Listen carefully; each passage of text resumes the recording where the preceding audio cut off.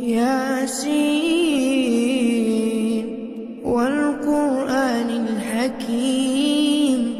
إنك لمن المرسلين على صراط مستقيم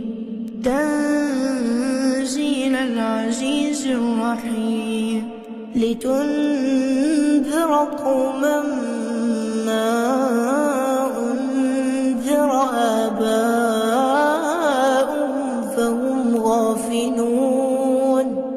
لقد حق القول على أكثرهم فهم لا يؤمنون إنا جعلنا في أعناقهم أغلالا فهي إلى الأذقان فهم مقمحون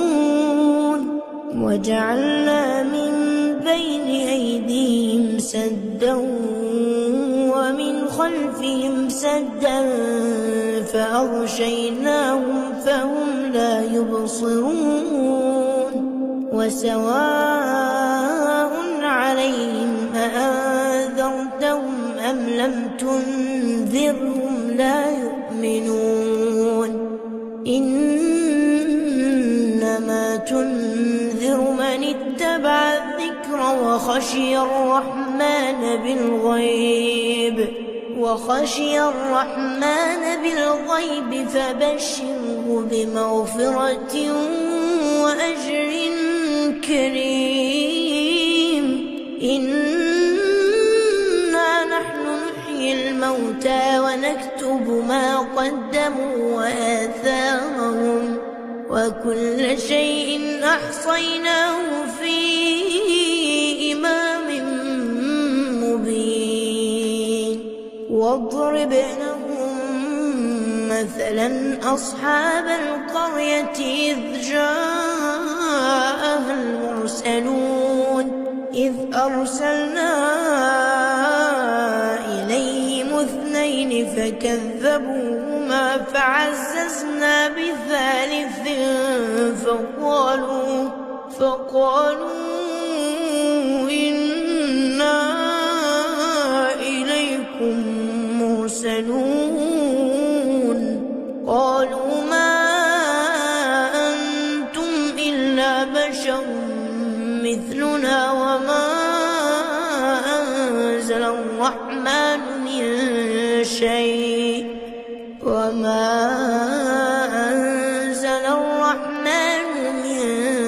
شيء إن أنتم إلا تكذبون قالوا ربنا يعلم إنا إليكم لمرسلون وما علينا إلا البلاغ المبين قالوا إنا تطيرنا بكم لئن لم تنتهوا لنرجمنكم وليمسنكم منا عذاب أليم قالوا طائركم معكم فإن ذكرتم بل أنتم قوم مسرفون وجاء من أقصى المدينة رجل يسعى قال يا قوم اتبعوا المرسلين اتبعوا من لا يسألكم أجرا وهم مهتدون وما لي لا أعبد الذي فطرني وإليه ترجعون أأتخذ من دونه آلهة إن يردني الرحمن بضر لا تغن عني شفاعتهم شيئا ولا ينقذون يوقظون إني إذا لفي ضلال مبين إني آمنت بربكم فاسمعون قيل ادخل الجنة قال يا ليت قومي يعلمون بما غفر لي ربي وجعلني من المكرمين وما أنزلنا على قومه من بعده من جند من السماء وما كنا منزلين إن كانت إلا صيحة واحدة فإذا هم خامدون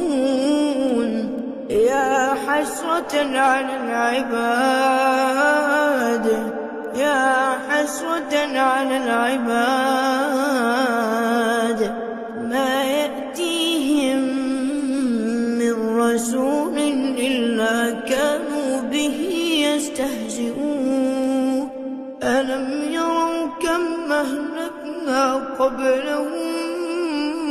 من القرون أنهم إليهم لا يرجعون وإن كل لما جميع لدينا محضرون وآية لهم الأرض الميتة أحييناها وأخرجنا منها حبا فمنه يأكلون وجعلنا فيها جنات من نخيل وأعناب وفجرنا فيها من العيون ليأكلوا من ثمره وما عملته أيديهم أفلا يشكرون سبحان الذي خلق الأزواج كلها مما تنبت الأرض ومن أنفسهم ومما لا يعلمون وآية لهم الليل نسلخ منه النهار فإذا هم مظلمون والشمس تجري لمستقر لها ذلك تقدير العزيز العليم والقمر قدرناه منازل حتى عاد كالعرجون القديم لا الشمس ينبغي لها